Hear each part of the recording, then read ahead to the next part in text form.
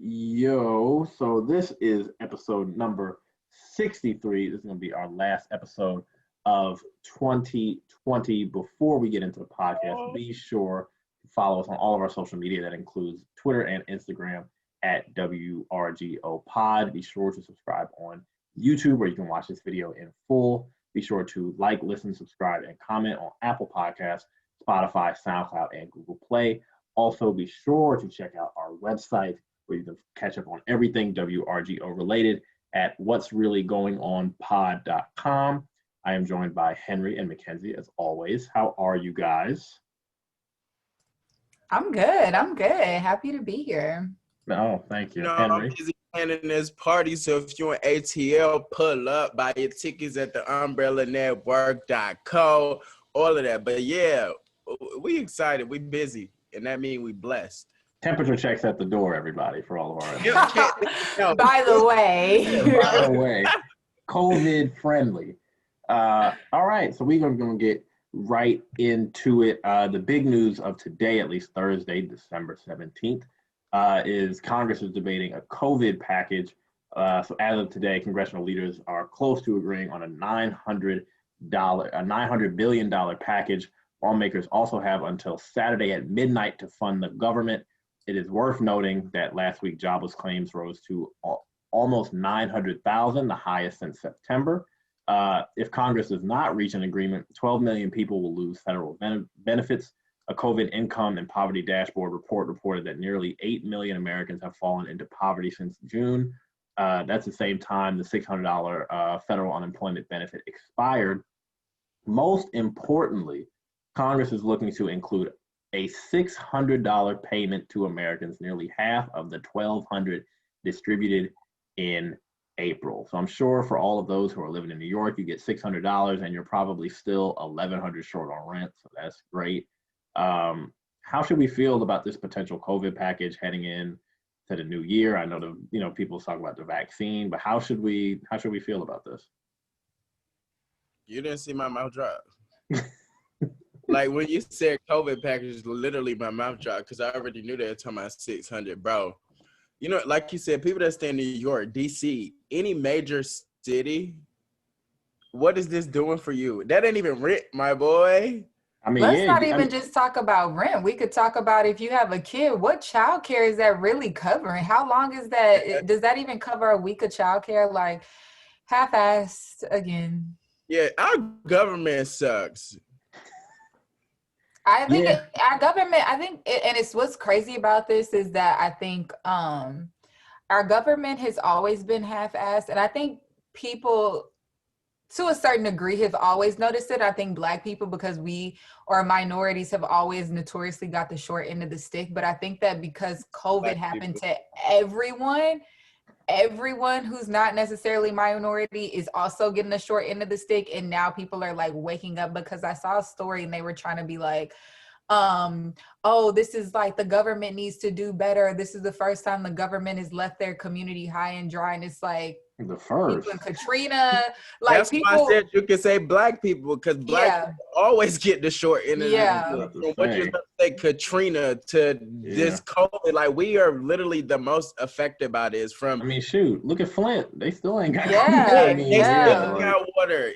We could talk about housing disparities to where, you know what I'm saying, we're living in certain buildings to the conditions aren't up to even like city regulations to pay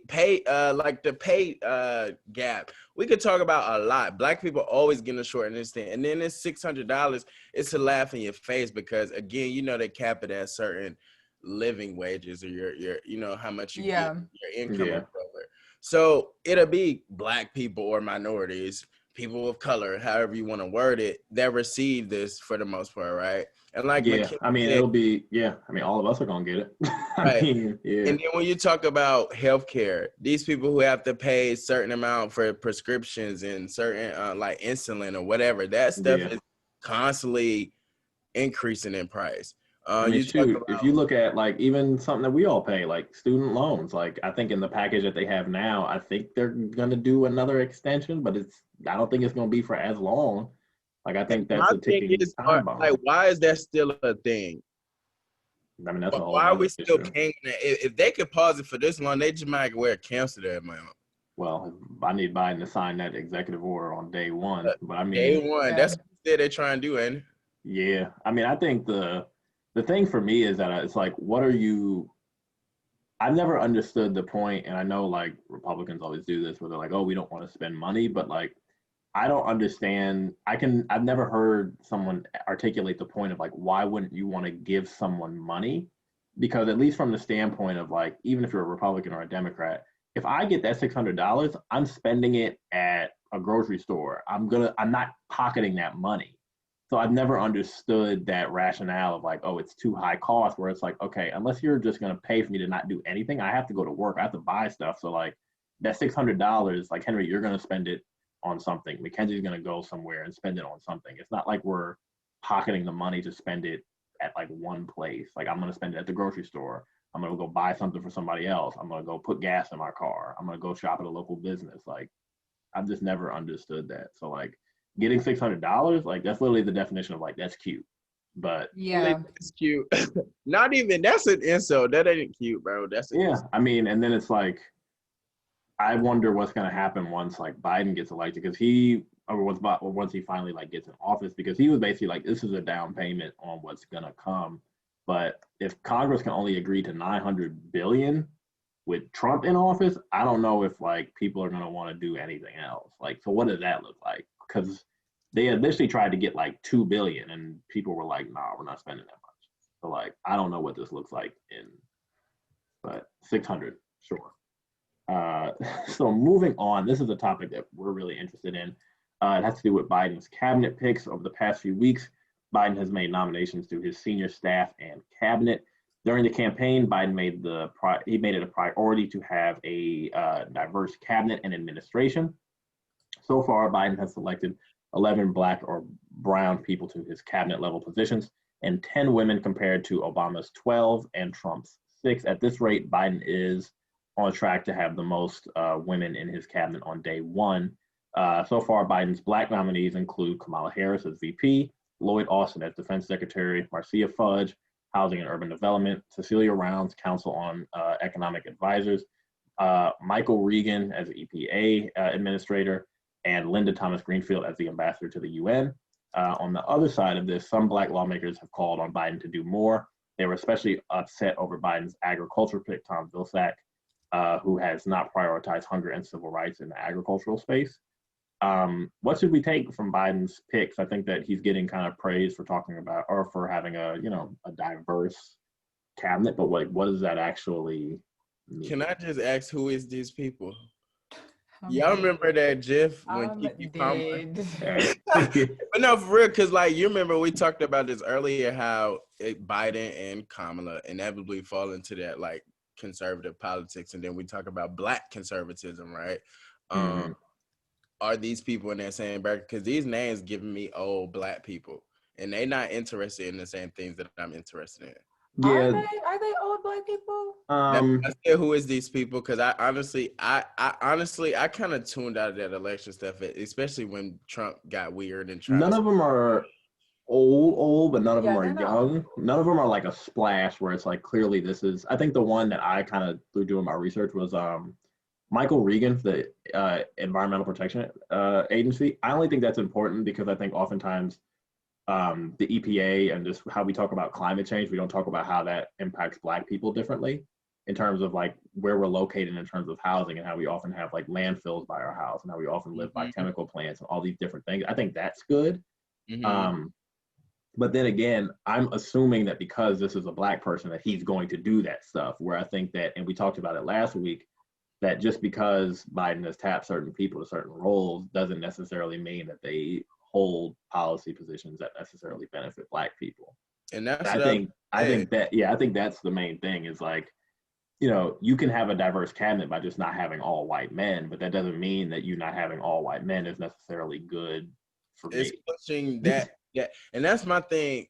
And we talk about this all the time, how the Democratic Party is kind of split up, and especially like the black vote, right? Because you have black older crowd who is they're okay with doing certain things, especially if they got a little money. And then you have like the young progressives who want to exist on this like, oh, free healthcare and all of that, like that platform. Like you said, him playing in this position, it's gonna impact us a lot. And like if he's not necessarily keeping in mind, like, okay, so like you said, like certain plants around, this is a train station right here. Like like that has environmental consequences for the people living around it. Yeah. And So like I also think that and Mackenzie jump in here. I think that one thing that I've thought about a lot is that Biden has kind of staked his claim on like let's return to normal. But if you're black or if you're poor, if you're a woman, normal's not necessarily good at all. So it's like, what are you? If your claim is return to normalcy, like black people and black women been struggling. So like, what's that? What does that normal really mean? Yeah, and even like his campaign slogan, like build back. It was always like, let's go back to and it was just like, build back there wasn't all that good. I mean, it was better than where we are now, but like, stop acting like, back was amazing. And I think we actually tweeted from the account today. I mean, this is kind of off subject, but AOC is trying to get Pelosi and Schumer out. So it's just kind of like, we need to be, we're even though that we're all in the same party does not mean that we're all on the same page. And I think that that's what Biden is going to have to like work on and really like, I think people are going to have to push him. And I don't really see that happening so far with the people he's picked. I don't really see us moving forward and making actual real progress, honestly. That was about to be my question, like with these picks, how, like, especially with AOC, she's the loudest voice right now, right? Yeah. She got elected by the people. So when you say, what I'm saying, who are these people going to be, like I guess, let's say figureheads or the people like behind it, like scenes actually like putting forth the initiative to write the bills or whatever, are they going to have my interests at heart? Because like you just said, the Democratic Party right now is so split up. Yeah, it's all over the place. On the same page. And if we have AOC like F the speaker, then that's not, that like, what do we stand for? That's why I don't call myself a Democrat, because what the heck do they stand for? Even though I would say that I think that's a good thing to have that counter push, because I think that at a certain point, and I think this is like my general feeling about like kind of Pelosi and all the Democratic leaders, it's like they keep kind of changing the goalposts when stuff goes wrong, and they largely blame black people for it. Like, oh, we didn't win enough seats, so we shouldn't have said like defund the police. It's like, no, your messaging on everything else was just not good. Like, why are you blaming everyone else for your, you had all the money, you had all the resources, you just didn't execute. But somehow we're the ones who are getting blamed for it. Like, I've never understood that. And I think that these younger members, I think they see through that, where they're just like, you're a Democrat, but you're just going to promote the status quo and you're going to dance around the subject without doing the real work. And I'm going to call you out for it, because you kind of doing this little song and dance, or like, I feel like if Democrats really were like, oh, we're going to push like this police reform standard, I think AOC would be like, that's still not reform. You're not really changing anything. And I think that gets into our next topic. But I just think that these young people who are coming in are just going to be like, y'all aren't doing enough. And like, I'm not going to hold my tongue and make you feel better for this progress that you made. And you think that pushes the party forward? I think it at least makes the party come to grip with something. And I think like, why not have the fight? Like, I think if I would rather, Ayanna Pressley and all these black young female members, I'd rather them do it versus just kind of like, let's just get along for the get along and nothing gets done in general. And then it just stalls out. Like, kind of what they kind of do now. Yeah, like kind of like, and that's what I feel like Biden is going to do is like, and even Obama, I think he would kind of drive me crazy with this sometimes. If he's like, oh, progress is incremental. And it's like, yes, it is, but it shouldn't be. And it needs to be called out on why it's going so slow. Yeah, and I think that that's also another cop out. Like, Yeah, yes, there are processes that have to be done, but we're not even starting the process for real. right. Like, they And just like, keep yeah, leaning back on like it's little steps and it's little steps, but it doesn't have to be that complicated. yeah. Do the work, make the change, next subject, you know? And I'm just kind of over it. And I am, go ahead, Henry. No, I was just saying, I agree with you. Like, I do think, especially older politicians, they kind of do the, oh, we're making little small steps, and even to my like own perspective on how things should work. Me and Mackenzie have had arguments on this podcast where I'm like, well, this person has existed and did this, and it's like, well, no, they could have did this. So yeah, I can't help but agree that like we do need somebody there to hold them accountable. I guess I'm just wondering, how does that, like, you know what I'm saying, build up and Yeah, become. I mean, I think both should be done, but I also think it's like it starts to get offensive when the person who doesn't have anything on the line is telling me to like take the incremental step when that doesn't happen in anything else in politics. Like where if it's like a rural problem or if it's a problem in like the Midwest about manufacturing, white folks are on that in 2 minutes trying to do as much as they can in the quickest way possible. But when it's about us trying to get something, it's like, yeah, you're talking about incremental progress because like your life's not on the line in this. Mine is. Yeah. I don't have time to waste. So I guess Her. that's kind of my thing. So that actually segues into the next topic. So this has to deal with the Minneapolis City Council. So last week they passed a budget that cut $8 million from the $179 million budget that was passed from the police department and moved to other services. The city council initially debated a plan that would cut the number of officers, but was stopped after the Democratic mayor of Minneapolis, Jacob Frey, declared he would veto the bill. Um, I guess like what does this say kind of about the defund the police movement? The irony that after Jacob Blake and all that stuff and him on the ground for 8 minutes and somehow that only got an $8 million cut. I think the irony is just there. But I mean, what does this kind of say about the hiccups and the issues of actually kind of like this defund the police movement? I think I said this when we first started talking about it. There's no direct messaging behind what that means. Because for the young progressive who's just like on Twitter consuming and not really digesting and contextualizing, you know what I'm saying, what's going on, they're just like, cut the police off, we don't need them, whatever, right? And for us, it can mean three different things because we definitely had that conversation to where I'm like, okay, well, for me, defund the police could mean like putting certain legislation in place and maybe cutting down the budget on weapons and certain things like that. And then I'm like, we've had that conversation, right? Yeah, I Yeah, actually no, have a, I mean, in the most basic black and white term, defund and abolish don't even mean the same thing. The Right, definition doesn't even mean the same thing. right. But like, as far as this goes, okay, like we did say what we just said, but I do think that this is like progress. I mean, at least they did take some money away because then we got places like New York whose budget where didn't they're change at adding, all. where they're adding. Yeah, Yeah, they're I mean, adding to it. yeah. So it's like, okay, well, at least they are taking some money Yeah, I away. mean, I think that goes to the progress thing, but I also think it's like in the same vein, Henry. I think when you kind of said like, "What does defund the police mean?" I don't know because I think it means it depends on the nature, but I think like to me the slogan's not the issue. It's like because like I can say defund the police or I can say Black Lives Matter. Both one is very different than the other, but to someone who might be in Congress or a politician or someone who has stake in the issue, they're not gonna like what I say either.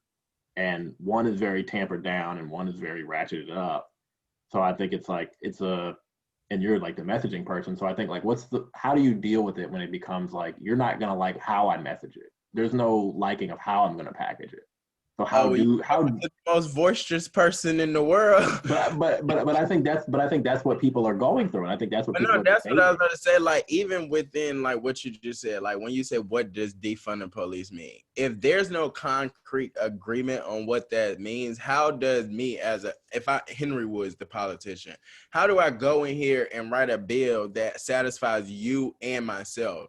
What If I'm I don't saying is I don't think it matters. I really don't think it matters. Well, to that point, what they did with Minneapolis right now, and to what Mackenzie just said, well, they just cut a little bit of the budget, okay. But then I was going to ask, like, okay, them cutting the budget, what does that mean? Because they can still go and over police, they can still get done. I agree. They can still do. I mean, like that's. You know what I'm saying? Like they could break laws themselves. You know what I'm saying? When they're supposed to be. I mean, I think that's my main point is that I think like the whole thing is kind of a cluster, and I think it kind of exposes people's contradictions in the argument where it's like defund the police is too brash, and it's like, okay, you're not gonna like if I said, okay, hey, we need to redistribute, like you're not gonna like that either. Like it's at a certain point. That's really my point though. If let's say us as a young people, we got my lawyer on here, Professor Minor, you know what I'm saying? When she was like, I challenge you guys to get behind an initiative and just work on it, right? And we've said to ourselves, like, we're kind of doing that. We're pushing people to vote as much as we can, right? And that was our thing. However, let's say if us as a Black young progressive people, we got and we define, like in literal terms, defund the police means we want this much of the budget cut. We want this law in place. We want only these police able to police us in X month. You have to define what you want. If you can't say, I agree. $1 billion, you have to set expectations. And I have a plan to get there.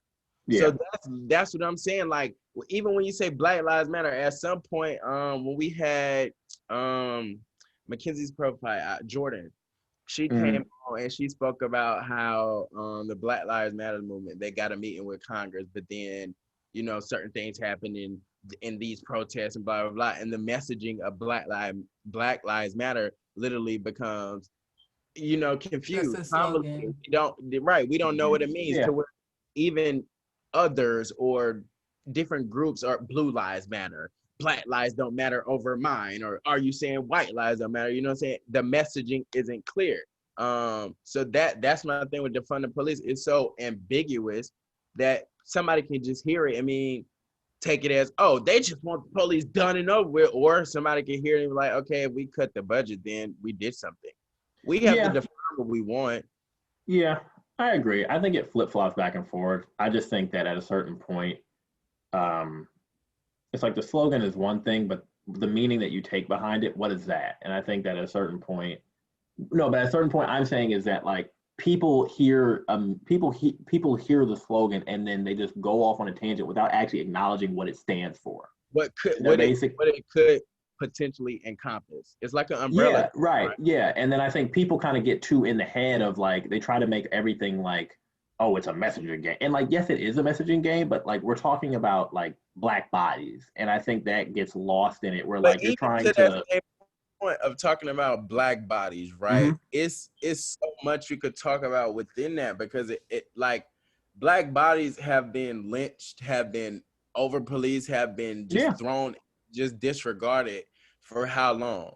So when we talk about protecting Black bodies, do we mean we want equal representation in the court system? Do we want health care to where our women are able to conceive like our children, and we're able to go and have certain, oh, my arm hurts, and be taken seriously? Like my man sitting next to me, he was telling me how he went to a hospital and his chest has been like having problems. They did an X-ray and said, you're good.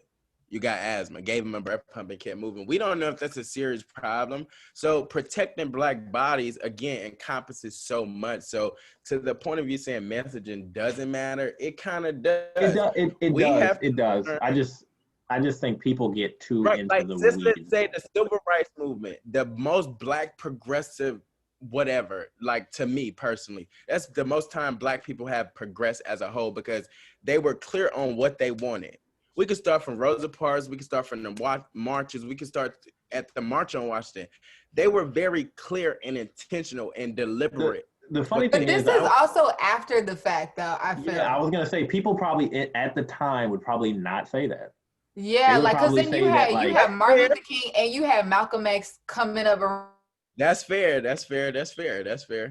Yeah, and you had a bunch of people around the same. So you had two totally. When you're in it, it can be like different. Because I feel like all of these, I mean, Obama slogan, yes, we can. That could mean, yes, we can abolish the police. Yes, we can defund the police. That could mean whatever you want it to mean. Yeah, for like real. What does MAGA mean? Like, I mean, we know what it means, but like, no one. like no one asks like, hey, what are the policy priorities behind MAGA? They only do that when Black people are asking for something. Okay, so this becomes my question. Us as Black people, what do we want behind defund the police? What does that mean to us? Like, what do we want to happen? I think then what I would say is that there's so much wrong, the answer is going to be long regardless. Mm-hmm. And at that point, you have to really pay attention. So I can rope you in with the slogan, but my answer is not going to be 3 words. It's a lot more. And I think what older Democrats don't give them understanding is that this is just something to get you in, but I have a 15 pages of bullets on what the hell I actually want, but you have to come to me and listen. And that's the So missing who is that? step. But one, who is that voice in person? You know what I'm saying? Being that I think AOC squad definitely gets they it. doing it. Okay, I agree with you. I mean, now, well, I don't know if they're doing it and they're actually at the table, they're pushing that agenda. I think that They're they at least get pushing it. that narrative. I get you. And then and two, I think, go ahead. no, I was gonna say, I think the better part about this compared to the 60s is that it's not just tied up into one person, where the movement is literally a movement. There's no one figurehead. It's like everyone's doing the work in individual places and pushing locally, pushing nationally. It's not like we have MLK as a spokesperson, but if something happens to him, then we're kind of screwed. Where I think the good part about it is that there are a bunch of change agents, people who we do know, and probably people who we don't know who are doing more work than anybody else. Facts. But I think that's my second question was defunding the Minneapolis City Council, defunding or, you know, cutting the budget by $8 million. Is that enough? And like Mackenzie said, is that a step toward progress? I mean, I don't know if it's enough, but if you start looking at these budget breakdowns and all of these random bonuses some of these police officers get and all of these random things that they get, is that going to stop keeping racism off the streets? Probably not. But will that allow some people to stop getting 6-figure checks from being racist on the street? Yeah, I don't know. Like, you know, but like $8 million is gonna probably hurt a lot of people. That's my question. What does that $8 million realistically do? That's what I want to know. It's gonna hurt their pockets for sure. The funny thing is, I don't even think it's about that. I think literally the $8 million. I mean, that's a lot to us. But like, hold on, let me do this real quick. What's 8 divided by? That's not even a real percentage. If you're talking about out of $179 million, they only cut 8. That's not a real percentage. Look, I mean, the only good thing to take it from it is that they said they're taking that $8 million. Okay, we're gonna do something to shut them people up and keep it moving like we're doing with this big fact. I'm not saying that. I don't think like, okay, yeah, it's not doing much, but I mean, I'm happy to see that than to see NYPD getting more money to their budget. Like, and I think the good thing is that they said like, we're taking this $8 million and we're not just cutting it and it's going nowhere. We're putting it in other places.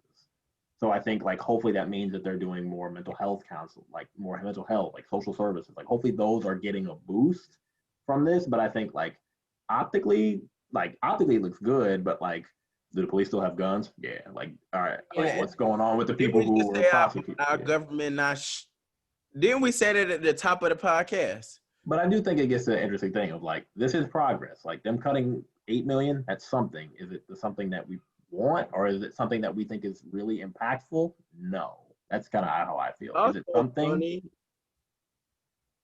Y'all funny because y'all was just talking about gradual progress with Biden. And I said that before I even answered that question. I said, I know we just said this, like I know we did, but like I can't completely beep on it. Like, you know, like, yeah, I think it depends on the issue. You know, I think it depends. Like, is this a good thing? Yes. Is it like really impactful? I would say no. But I think like, would I rather them not do it at all? Like, of course not. I'm glad they did it, but like, hopefully somebody don't get a Christmas bonus check.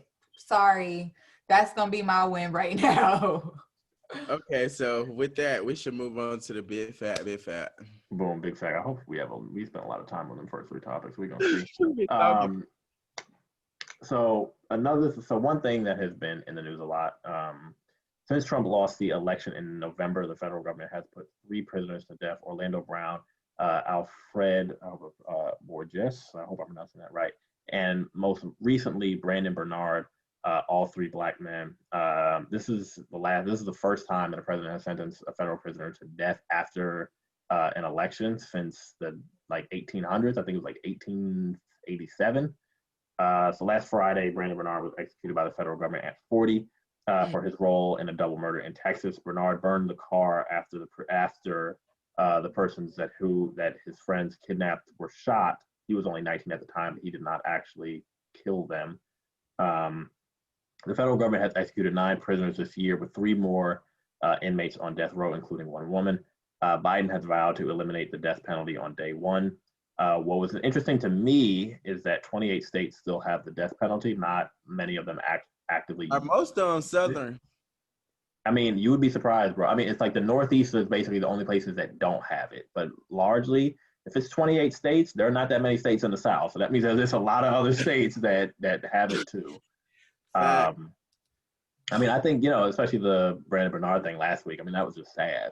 Bro. And I think that's something that needs to be, especially on the state side. Like if 28 states still have it, who knows what can happen, but this is something that needs to go. Like, and you talk about protecting Black bodies.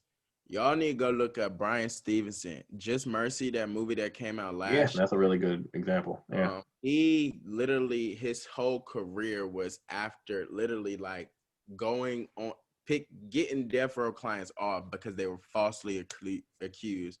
And that, like, reading that book, like, read the book before you watch the movie, because the movie do it. I heard the book goes in a lot more depth. Yeah. Right. And and that's what I'm about to say, like, to the point of, let's say, if Biden was to, vow to eliminate the death penalty on day 1, the legislation that's going to come behind that, because it's so embedded, like the process that Brian Stevenson, the lawyer I just referred to, the stuff he had to go through, especially during that time period. Yeah, in the 80s, yeah. Right. You know what I'm saying? So it's just the legal process, like, and we all know the legal system is just drawn out. It's long.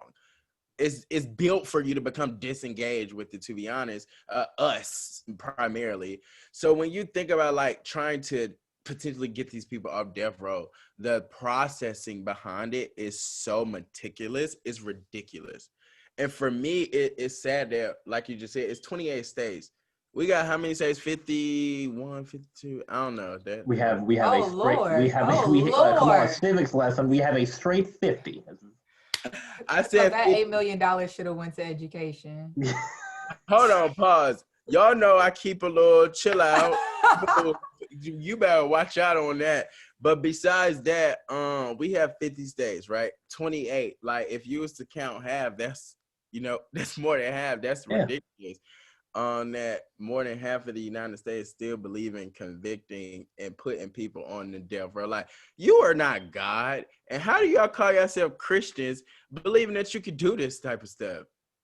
Yeah, I never supported the death penalty. I just believe in what y'all believe in, but I don't think anybody has the right to. Bro, y'all remember when they used to somebody of life? What'd you say?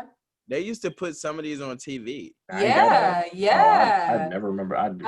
That is so crazy. But no, like, it's really sad. And I think has there been a lot of buzz for real in Congress? Like, somebody on the.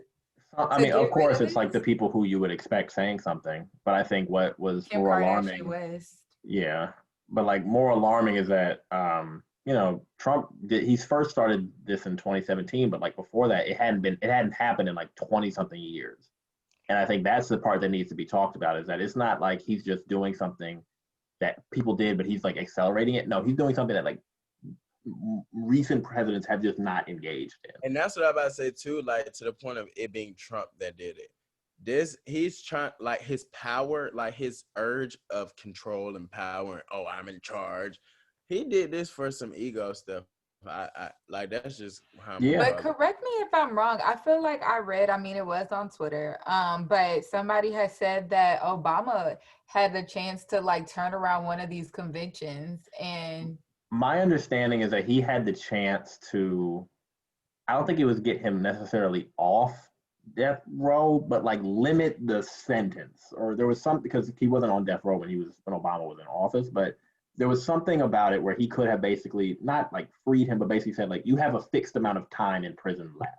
Like, you can go, not like you're just here. And I haven't read like an explanation on why they didn't. I'm sure I would like to know, because I think that's, stuff always seems to come full circle. Yeah. So that was interesting. So now I guess we can get to the heads up. We already did big fact.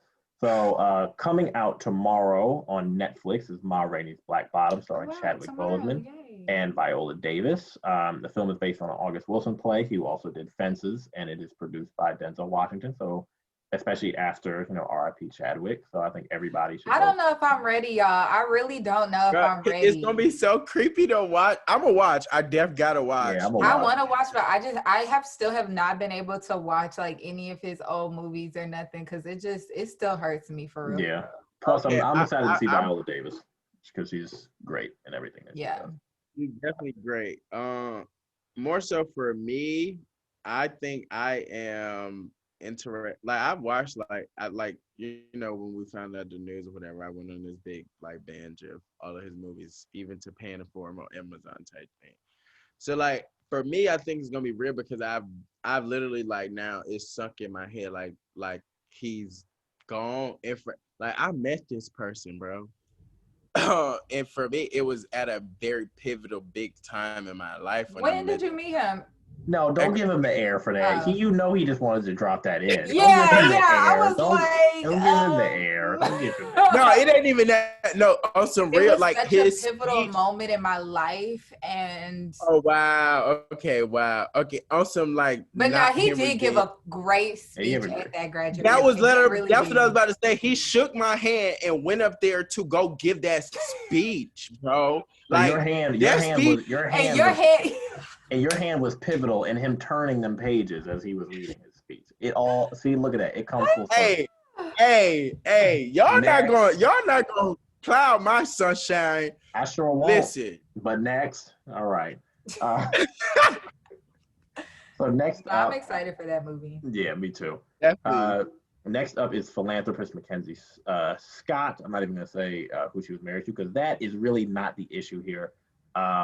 She donated $40 million to Morgan State this week, and she also gave $6 million to Tougaloo College, $25 million to Alcorn State, in addition to giving $25 million to Bowie State, $20 million to the University of Maryland Eastern Shore, $30 million to Virginia State University, and $40 million, of course, to our beloved Howard University. In total, she has given $4.1 billion to charity in the last 4 months. Shout out to her, because she got the bag to make you dance. Yeah. Look, I seen a post on Twitter that was like, "Hey, that Amazon wife f with the blacks." I think also like, please don't talk about Howard. Don't talk about Spelman. Don't talk about. Yes, we did get hella money this year. I will say that, but y'all got some money too. I am happy that she spread the wealth to smaller HBCUs who don't necessarily get the shine. I'm super happy about that, so we can like end the whole beef. Yeah, and mainly the funny thing is, what I wanted her to do is press other billionaires, be like, what y'all doing? That part. I'm giving, like, I think, and her plan was to give away, I think, half of the fortune that she got, which would be, I mean, that's life-changing stuff. Especially, I don't need that money. Got my own rap. Hey, keep giving it to the black colleges. That's or just black alum personal checks are also right. I got a Zelle, Cash App. We take all forms of payment. Look, she might fund the next stimulus, no cap. Okay, she might do that alone. She'll give us $4,600 apparently. Look, so shout out to her. Last thing for a podcast note is the Georgia election for all of our ATL folks, for all of our Georgia folks, whether you are in Georgia or not. Be sure to turn in your ballots before the January 5th deadline. You can visit votesaveamerica.com to learn how you can vote today. The current Georgia senators are literally terrible. They hate black people. I'm not making that up. And there's a black man running in that seat. So go vote. The polls have him up today. Let's go send that. Hey, and speaking of a black man at HBCUs, Warnock went to Morehouse, so y'all need to go vote for my man's Offset. I call him Offset, but he cool too. But it's okay. Yeah. So go vote for Warnock and Offset. Hey, Warnock and Offset about to turn up in there. Hey, for Yeah, real no, though. we need them seats. We really do. You know what I'm saying? Our Just Vote, them shirts back on sale, so go and tap in. You know what I'm saying? Make sure y'all pushing in. The early election started on goddamn the 14th. If you haven't voted, you go vote. You can't request your absentee no more. So go mask up, turn that vote in, please. And pull up to the Black Masquerade. Fine. Oh, and I was about to say that too. You know what I'm saying? Make sure if you is an ATL and you voting, goddamn gonna pull up to the Black Luxury. You know what I'm saying? Tickets on Eventbrite, or you can go to the umbrellaNetwork.co. And thank you to our special audience, our guests, our supporters, our loved ones, everybody. You know what I'm saying? We done grown 260%. This goddamn 2020, we done put out goddamn over 800 and something minutes out here. We got 22 episodes all year. Followers went up by 83%. The streams went up 123%. And if you still listening to my loud Aggie voice, I ask that you follow us on Twitter, Instagram at WRGO. You got dang on like, subscribe, share, tell your mama, your daddy, sister. Y'all, the holidays coming up, so just listen to us. We're gonna inform you, keep you informed on what's happening, and what's really going on. YouTube, Spotify, SoundCloud, every goddamn on streaming platform you got. So yeah, man, we out. Peace.